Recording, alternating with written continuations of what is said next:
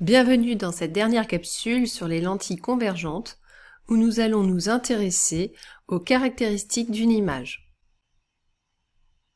Une image est réelle si elle est observable sur un écran, c'est-à-dire qu'elle se situe après la lentille et donc la mesure algébrique de OA' sera positive.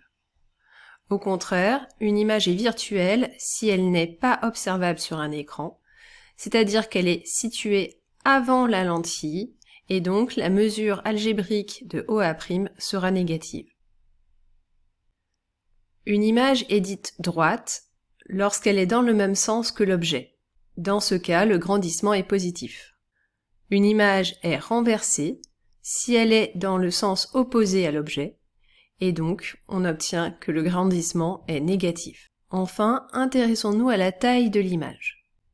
Une image est plus grande que l'objet si la valeur absolue du grandissement est supérieure à 1. Au contraire, l'image est plus petite que l'objet si la valeur absolue de son grandissement est inférieure à 1.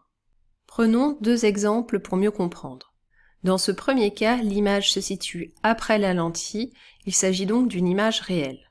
Ensuite, on voit que la taille de l'image est plus grande que la taille de l'objet, donc on a la valeur absolue du grandissement supérieure à 1 et l'image est agrandie. Enfin, on voit que AB et A'B' ne sont pas dans le même sens, donc gamma est négatif et l'image est renversée.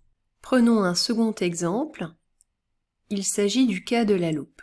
On voit que l'image se situe avant la lentille, donc il s'agit d'une image virtuelle. Ensuite, l'image est plus grande que l'objet, donc la valeur absolue du grandissement sera supérieure à 1 et l'image sera agrandie. Enfin, on voit que l'image et l'objet sont dans le même sens, donc le grandissement est positif et l'image est dite droite. Je vous dis à bientôt pour une prochaine capsule.